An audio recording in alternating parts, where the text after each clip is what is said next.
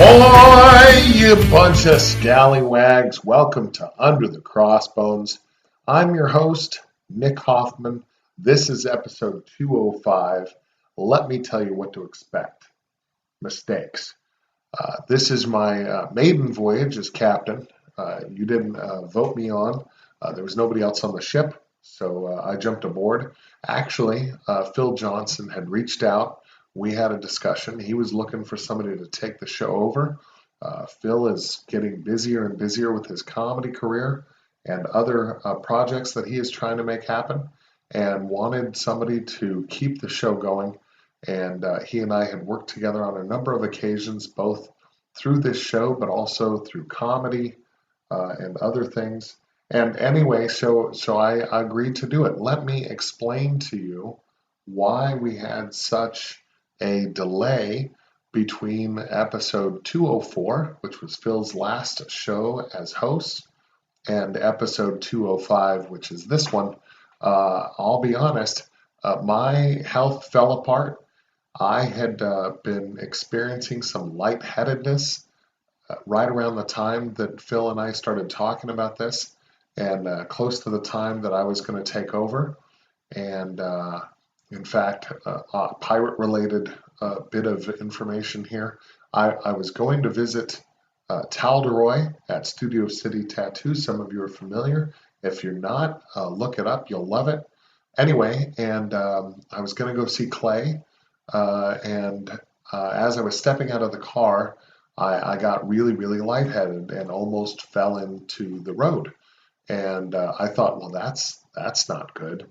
But those episodes continued, and eventually I went to see my doctor. And through another few episodes and visiting my doctor, I ended up with machinery connected to my heart. So it was a fairly long recovery time, longer than I intended.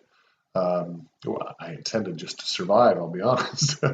But anyway, and so now is when I'm able to pick up the mantle and move forward with making this show happen. So, mistakes will be par for the course. It is amazing to me what Phil was able to pull off, and he had done, 204 episodes of this amazing show, and that's just remarkable. Given the challenges that can come up. Now, there's a lot I don't know. In fact, the amount I don't know about doing a podcast is staggering. So bear with me. We'll make it try to sound as good as we can. We'll do as much as we can to keep it entertaining, and I hope you don't abandon ship. I know you didn't vote me on as your captain, but I will do my best to make this good stuff happen. Some of the things I want to include, obviously, are the interviews. I want to keep doing great interviews with great pirate people, and my hope is that we will find the people you want to hear about and find out great information about them. I want to add some things here and there. I'll include things like this. This is episode 205, just so you know. I looked up number 205 and found an interesting bit of information. According to the angelnumber.org website, 205 symbolizes making major life changes and decisions in order to establish harmony and balance in your life. It also symbolizes resourcefulness and adaptability to difficult life circumstances. How crazy is that? And what an apropos beginning to both the new year and to a new set of episodes that are starting right now. Also, odd little fact, the fact site under the animal facts, I found number 205 fact was average dog can run 19 miles per hour. 19 miles per hour. If you're running from a dog, if your best time growing up was close to 15 miles per hour, just know that dog's going to get you. I also want to add a tip of the week. I have a bit of a cold. I don't know if you can hear it. I certainly can feel it still. The whole family's been recovering through the flu and cold just after the holidays. So here, let me give you a tip, something I worked on when I was a kid and I would get sick. My girlfriend's father, a great man, introduced me to the hot toddy. Now you may have your own recipes for a hot toddy, but being that this is a pirate-related show, I came up with a pirate-related hot toddy. I like to call it the Pirate Mojito Hot Toddy. And what I did was I took mint tea, no caffeine, mint tea. I added a shot of rum used as a capa, but also the Bacardi lime works as well. Then you add a tablespoon of honey and you mix that all together. Now, if you drink a cup of that, I guarantee you'll feel a little bit better. If you drink about 4 or 5 cups of that, I guarantee you'll pass out and get the rest you need to get through your sickness. That was my plan. So that's how I did it. Okay, so that covers that stuff. Hey, we have got a great show for you ahead. And our guest on the show today is Melinda Long. She is the author of the book, How I Became a Pirate. It's a children's book. Also, the follow-up book, Pirates Don't Change Diapers. I introduced both of those to my kids. They got a kick out of it when they were little. And I'm sure as many of you are pirate lovers, you may have also done the same. It's a fun interview. By the way, those books were illustrated by Dave Shannon, and it's just beautiful, beautiful work. I will remind you of this at the end of the show, but if you want to follow Melinda Long, she can be found on Facebook, but also she can be found at her own website, melindalong.com, and check it out. So please, without further ado, enjoy the interview I had with Melinda Long. Here you go. All right, welcome, Melinda. Thanks for doing the show. Thanks, Nick. I'm really excited about it. So I am excited that you will be one of my first guests because as a pirate enthusiast myself, I had introduced your book to my kids and they adored it. I'm so glad. Yeah, no, they had a great time. In fact, my kids now are 6 and 9. And that's not their ages. That's just what we call them, 6 and 9. I'm kidding. No, so my son is 9 and my daughter is 6. And while my son is getting older and starting to get to that phase where he's in some cases too cool, my daughter will often, I'm not sure if she's placating me or if she still loves pirates. I think she still loves pirates. So she will put things up in her room and oddly enough, one of the things we haven't found yet, we just moved into a new house, is your copy of your book. I wanted to go through it again, and it's in another box somewhere. It's hiding, yeah. It is. So tell me about what brought you to pirates in the first place. Well, the very first thing is I just loved pirates when I was a kid. I used to go in the backyard and bury treasure, like my mother's earrings, and she loved that. And then I would draw maps, like I didn't know where to find it, right? But I would draw maps, a pirate map, and I just played pirates. I thought they were cool. They dressed really great. And I just really always liked them. So when I grew up and started writing, I was a teacher, but I was writing at the same time. And when I started writing, my first book came out, or was getting ready to come out. I was in a Barnes & Noble talking to a lady there that was working in children's books. And she just happened to say to me, we don't get a lot of children's books about pirates. Well, that was back in 1997. Sure. A way long time ago. And I said, really? Well, now that's interesting because I really love pirates. And at that time, there really weren't any books about pirates, not in children's books. And so my mind just went crazy, and I just did all kinds of neat things and finally came up with the manuscript that became How I Became a Pirate. Now, had you, and I'm sorry I don't know this, a good interview would know this, had you had other books before? Yes. 2 books preceded that one. The first one was When Papa Snores, and the second was Hiccup Snickup. Both of them are out of print now, unfortunately, because right about the time they both went out of print, right about the time just before How I Became a Pirate came out. Now, if they had waited for about 2 more months, I don't think they would have ever gone out of print, because this book has really done a great job of pushing everything else, which Sure. is great. Yeah. It's funny. It's fortuitous that we've come together because I both snore and hiccup. Yeah, I do too. Oh, Strangely. and I'm into pirates. So it Yeah, there you seems like go. we were destined to cross Oh, paths. yeah. So how long was the process of writing How I Became a Pirate?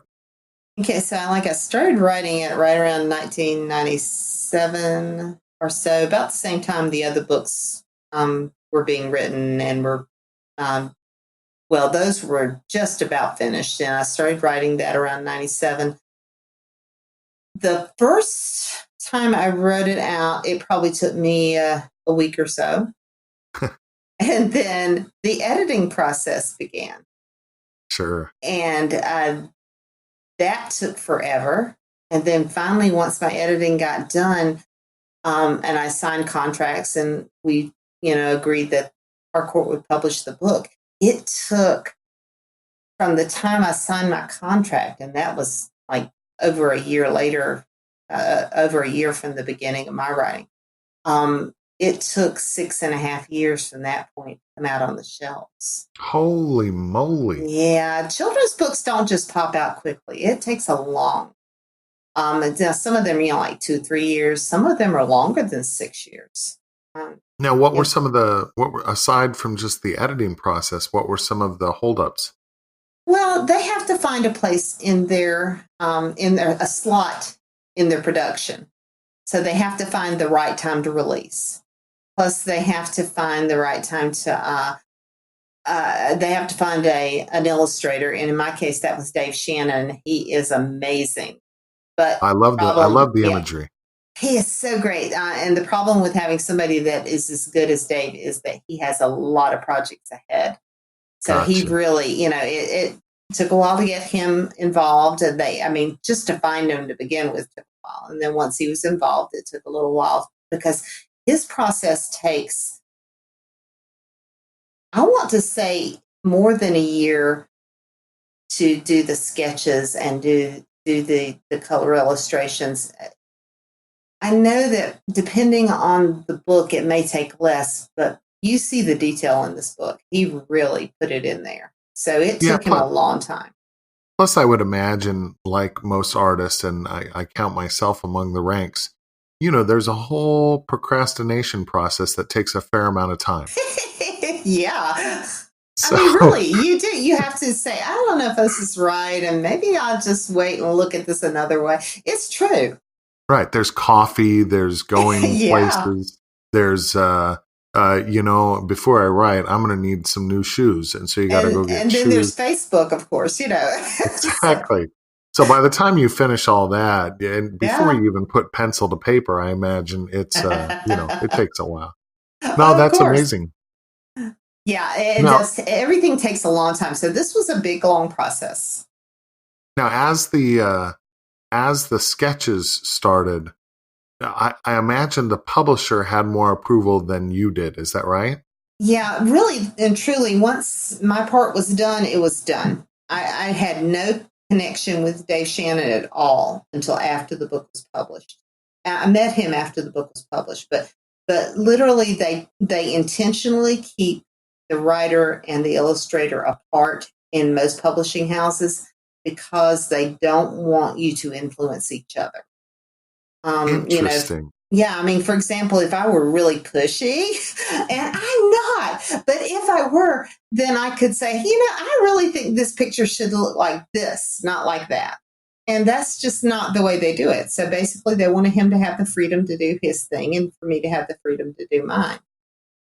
Well, that makes sense in a weirdly disconnected collaboration kind of way. Yeah, but they're good. Children's illustrators are really good at picking up the nuances of a book and writing their own story alongside it with the illustrations. So You, it wouldn't be appropriate for me to jump in and tell him how to do it. he's good at it by himself, you know?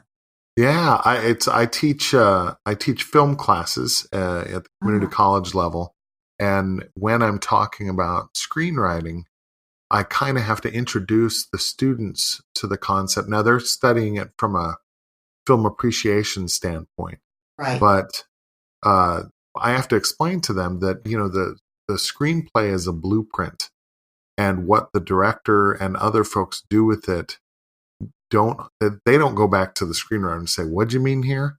They run with what they were motivated by, and so I imagine that's part of what the Right. publisher is trying to do.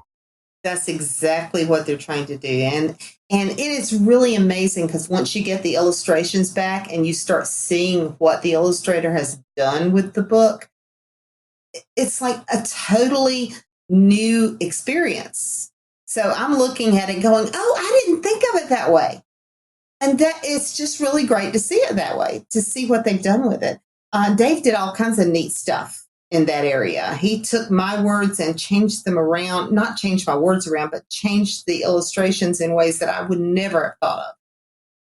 That's got to be exciting. It is. And it could certainly go a different way. It could be like an online dating thing where you see their profile and you see what they say about themselves, and then you meet them and you're like, you are not what I expected at all. No. But, really, luckily for me, I have had good experiences every single time. I've With never internet had that dating. problem. Yeah. No, not Excellent. with internet. Are you kidding? When I was dating, there was no internet. Come on. No, no, Yeah. truly though, I mean, with illustrations, I've never had an illustrator that didn't do a great job with the work. I've That always been happy. that is great to hear. That is Yeah. wonderful. And so speaking of always been happy, so your book was a great success almost right off the bat, wasn't it? Yeah, but there was something else that influenced that. I was really lucky. Of course, I think my book is wonderful, and I think Dave's illustrations are wonderful. And of course, it's a great book. But at the same time that this book came out, like 2 months before this book came out, Disney released Pirates of the Caribbean. And everybody went pirate crazy. So that was good because I had a pirate book. You know, Right. Yeah, hey, the no, talk timing about was being impeccable. Yeah, I mean, it's great. exactly right place, right time. Yeah, and it was so funny because they told me later that in their production meetings at Harcourt, somebody said, "Hey, wait a minute, Disney's releasing a pirate movie. Don't we have a pirate book coming out?" So it was like That's perfect great. timing. Yeah, So fun. So and of course, like Disney did their own follow-ups, you ended up doing a follow-up as well. right. I have to tell you, my kids walked in the room one day. It's about a year after the book was published, about when How I Became a Pirate was published. About a year later, my kids walked in the room. They were 12 and 16 by then. Um, and they're flipping, they're pretending to flip eye patches up and down on their eyes. And they looked at me and said, "Mom, pirate peekaboo." Now, you're on the West Coast, but peekaboo is, like peep eye, or, you play with a baby here in the Sure. South. We do it here too. Yeah, okay, good, good.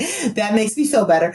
Now, but I thought pirate peekaboo. You put a baby in the room with pirates, everything goes crazy because they don't know how to change a diaper or feed a baby. So chaos breaks loose, and I wrote "Pirates Don't Change Diapers."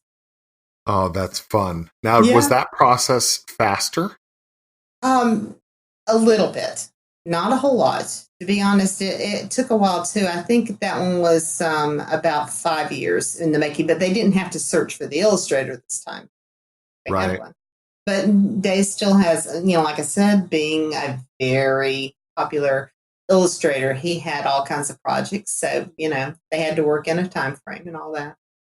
Was it now by that time you had met Dave? Had you spoken to Dave and he was excited to get back on it?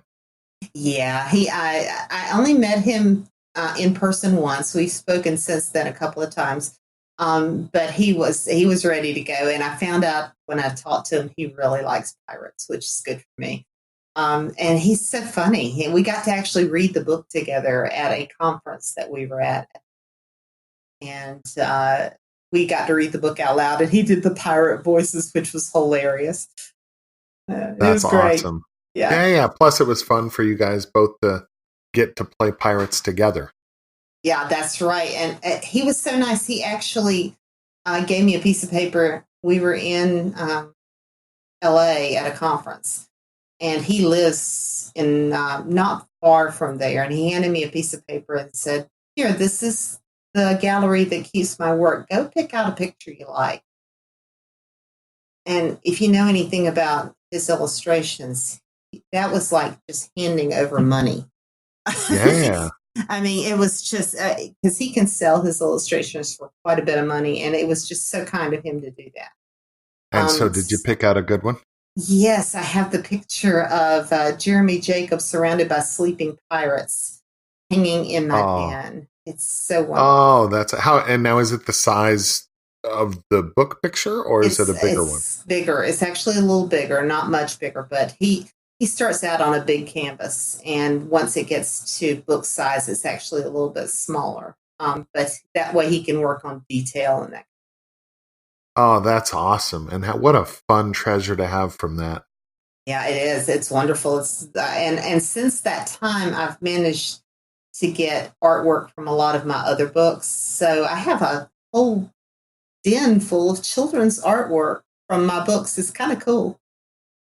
You know what's especially cool about that, I think, is like the process itself, where you have this idea, and then it comes from the wonderful ether that we draw ideas from, and it passes through you onto the page, and then somebody else, they get that same spark, and then they connect to whatever Oh yeah. energy that is. And now when you go into that room and see that, you get to sort of re-enter into that universe again. Oh, absolutely. Yeah, and it just builds on itself.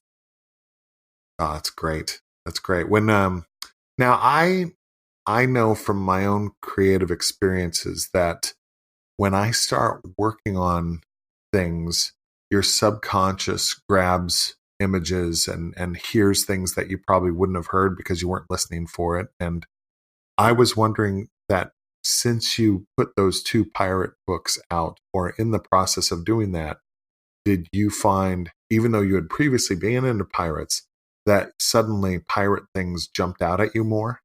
Oh yeah, absolutely. And it's just kind of like, if you buy a red Kia, you see red Kias everywhere. Right. So it's like I see pirate stuff everywhere, and it's sort of neat because people have been for years. Friends and publishers, they send me pirate stuff. So like I have pirate stacking dolls and pirate nutcrackers, and it's amazing. I have jewelry that's piratey jewelry, and I just have this enormous collection of piratey things, and then all the time I'm hearing things that make that connection that I wouldn't have thought about, like on the news, or when on the East Coast we had Blackbeard's ship was discovered some years Yeah, ago yeah, and yeah. brought up, and so that's we actually went to visit the Maritime Museum in North Carolina so that we could see some of the stuff they had brought up, and that's a fun connection. Oh, that's lovely. I was going to ask about that because now, have you lived in South Carolina your whole life? Mostly, we were up in Tennessee for about a year, but I was born about 30 minutes from where I live right now. You know, statistically, they say, I don't know what the number is, but I can make it up, and who's going to check it really? But it's a very high percentage of people that end up in within 30 minutes of where they were born and grew up. Yeah, I mean, it's Um, home. and I think that's a huge part of it. I think it's connected to that. You know, we form when we're fighting with the little kids on our street and playing games with them, and I think that's one of the reasons. I think one of the successes of Facebook has been that you can track down your next door neighbor from when you were Yeah, 4, and suddenly, and even though you guys have had an entire life, it's often the case that you just, it doesn't feel awkward, it feels right. yeah. I mean, it's wonderful. We actually live in the house that my husband's father built. We bought it from the estate years ago. So it's home, and this is not just my home area. Tom literally grew up in this neighborhood. So it's all together, you know? Wow. Weird connection. I don't even know if this is connection. And through the magic of editing, this may disappear. But when we bought this house, which again we just moved into not that many moons ago, we were having a plumbing issue, and we had asked. I was going to say invited. We invited the plumber over. We asked the plumber to come look, and two young guys showed up, and they parked across the street. And when one of them came around the other side of the car, he was so giddy. And as he came across the street, I said, "What's going on?" He goes, "My handprints are in the concrete right next to where we parked." Oh, how He said, funny. "Yeah, he had grown up in the house across the street, Oh, that's and amazing. and they're still there, which is great." Oh, that is so funny. I love that. What a neat Yeah, connection. yeah, and it's weird. Speaking of 30 minutes from where you grew up, see, I in Southern California, I grew up in a town called Moore Park, and I ended up moving away to go to college, and then from there we went even further north. We ended up in Oregon, and then I ended up at Florida State in your neck of the woods, Ah. and eventually I came back to Ventura, but then I ended up out of here again. So long, I didn't think it was going to go this long. It's funny. Anyway, I ended up in a long distance relationship up in Northern California, so I was up there for a number of years, but it came time for us to move, and my dad is up there in years, and I thought I'd be closer to help hang out with him. And so we moved back, and now once again I am within 30 minutes of where I grew up. Oh, that is so cool. I mean, you just kind of gravitate. Yeah, for sure. Hey, I saw when I was looking at backstory information for this interview that somebody had made a play of your book. Yeah. Mark Friedman and Janet Vogt are playwrights, and they grabbed hold of How I Became a Pirate and built a musical around it that is just fantastic. They did a great job. And the coolest thing is, I mean, have you ever watched a movie or seen a play and you read the book and you thought this has nothing to do with the book? Well, Yes, yeah, I mean, yes. and they just grabbed it and they built the characters up, but the storyline is exactly the same. They didn't vary at all from the storyline. Um, and it is so cool the way they built the music in and built the characters up to make it a full-fledged musical. I've been to see a bunch of different performances of it in several places, and I can't get enough of it. Every time I see it, I think, wow, the music just sticks in your head.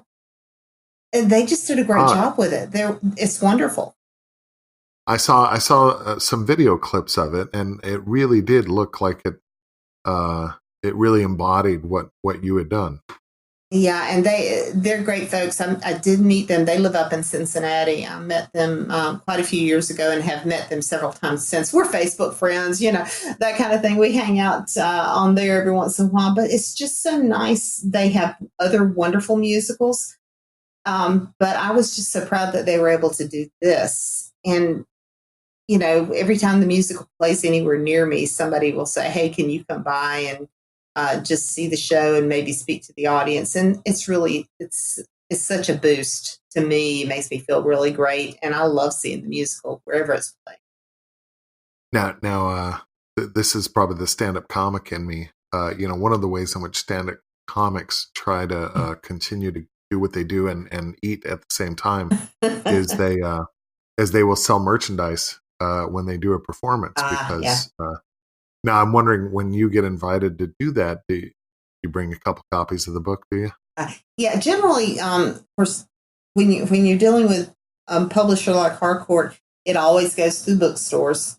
I don't Sure. sell my own books at all, but the bookstores will furnish books with the theater, and I'll go over and do signings and things like that. It works really well.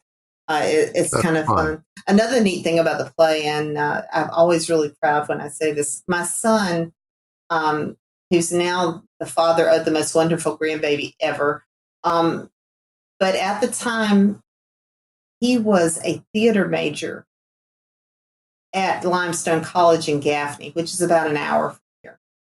And when he was a senior theater major, doing a lot of production and acting and tech work, his department head procured How I Became a Pirate the musical. And the neat thing about that is Brian got to be in the play. Oh So my gosh. yeah, they did it on stage, and I got to see my son playing Braybeard, which was, That is is amazing. that not wonderful? I mean, it's just the neatest thing to say that my son is playing one of the characters that I wrote. Had nothing to do with me. I had no idea it was going to happen, but just fantastic. Oh, that is really sweet, and what a great way to sort of. I mean, it was already going to be in their life anyway, Yeah. because it happened through them and with them. Oh, they were But to tiny when get this to book came out. They were sure, 6 and 8, and no, I'll take it. When I wrote the book, that's how old they were. But when it came out, they were so little. They were 12 and 16, and Brian was 12 years old, and then he got to play the character when he was in college. that's amazing. That's amazing. And then, also while he was in college, I'm sure he did a fair amount of online pirating. So that's Oh, I have no doubt. He pretends he didn't, but come on. sure, sure. What are you going to do?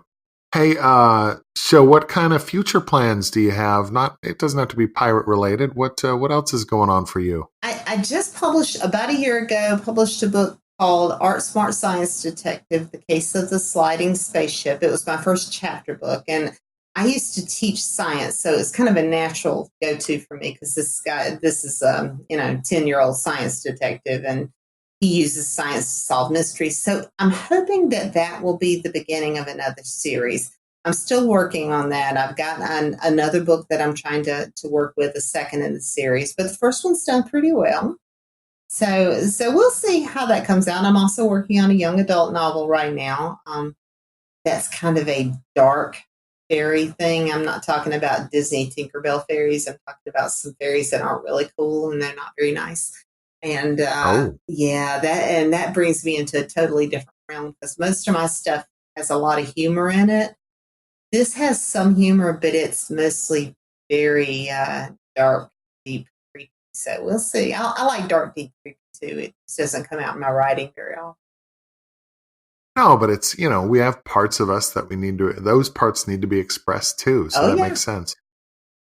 The thing about the pirate thing, of course, is that, and this happened when I was curating the museum exhibit, you'd get families that come out that were super excited to bring their kids to see pirate stuff and pirate history, and that was the largest reaction. But you also got people that would say, well, really, is this appropriate? Because pirates were thieves and criminals and blah, blah, blah. I'm sure some of that came up connecting to you having a kids book Oh that have yeah. pirates in them. Yeah, a lot of kids will ask me when I go to schools to visit with school groups. Kids will say, "Were pirates real? Are they real?" And I'm going, "Yeah, but they're not like this, because the real guys aren't that nice. They're not exactly friendly and funny like the ones in the book. This is a stereotype, and it's just fun." And we have Sure. fun with it. But the real guys weren't that nice. Right. Although, I think the longer I'm connected to pirate as a topic, I find that it's funny. There's historians that will share pirate stories in a adventure yarn kind of way, Yeah. without necessarily. I guess what I'm saying is there are sort of two groups of historians. Ones that are writing about pirates because they feel obligated to clear the record and remind people that these were criminals and thugs and it was ugly. And then there are ones that while including that information, also recognize that we as a culture have connected to pirates in a more complex way. Right. And we have, when I did my exhibit, part of what I wanted to include was that the fantasy of pirates is just as a real an experience for us as a culture as understanding the history is. Well, and I've also found that when you look into the real background, the fact is a lot of them were just trying to survive. And this whole thing about, Exactly. buried treasure and all that, that's fun to think about. But the fact is they were just, they were just barely making it too. They weren't Right. they weren't digging up the gold. And if they did happen to get lucky with some really good finds, they weren't likely to keep it for that long because they did have Right. some pretty bad habits that were expensive. So, but it's not like they were just always living it up with big bucks. They were just surviving, and a Right. lot of times they were put in that position because they had to. Right. No, look, I think one only needs to generally look at one's own experience and Right. discover that, when we get extra money here at the house, we blow it pretty quickly. Yeah, it Uh, goes. I'd, I'd like, I'd like to say we bury it somewhere for later. And there's little bits and pieces of that, but for the most part, we too have, we have a Disneyland habit that I would say equates to a bad habit pirates have. It costs a lot, and it takes a lot of your time and effort. Oh, but it's that Um, wonderful experience that you can look back on years later and say, remember when? exactly, I concur. And speaking of wonderful experiences, this has been a delightful conversation. Thank you. I have enjoyed myself so much. I really appreciate you asking me to do this. Now, do you feel like there's anything we should have mentioned that we didn't get to talk about, so that the world will know when they come to see this Melinda Long interview, they go, "Oh, I'm so glad I heard that part because I didn't know that." Oh, I can't think of anything right off the top of my head. Just that I really love doing what I do. Whether it's pirates or anything else. Right. I always love teaching, and I get to combine the best of both worlds now because I can write and I can hang out in my pajamas at home and write.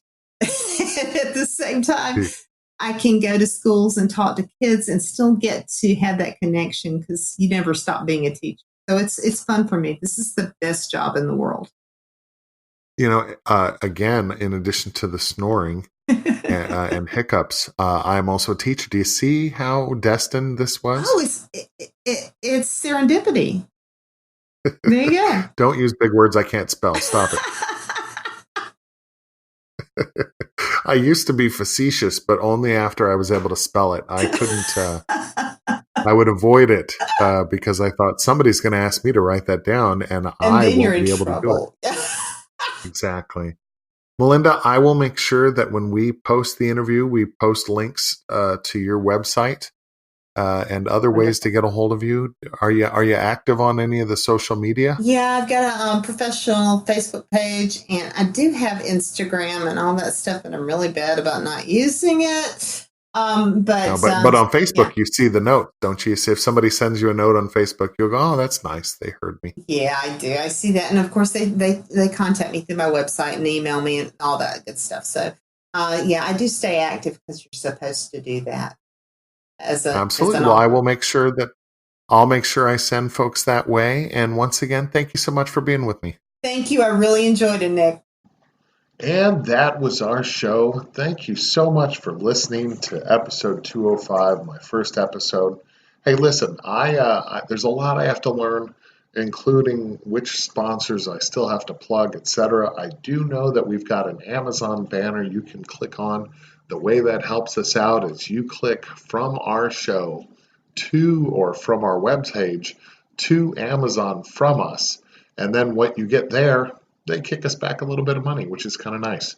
Also, if you have friends that have never heard the show and you think they might enjoy it, please turn them on to it. Turn them on to the old episodes so they can hear some of that good stuff. And then hopefully we'll play some catch up together and find some new folks to talk to to learn about some more piratey goodness. I sure appreciate you listening today. I sure appreciate you hanging out. Remember that laughter and fun and family, that's the real treasure. So do everything you can to find that treasure and exploit the hell out of it. You know what I'm saying? Anyway, until next time, I'm Nick Hoffman. This is Under the Crossbones. Thanks for listening.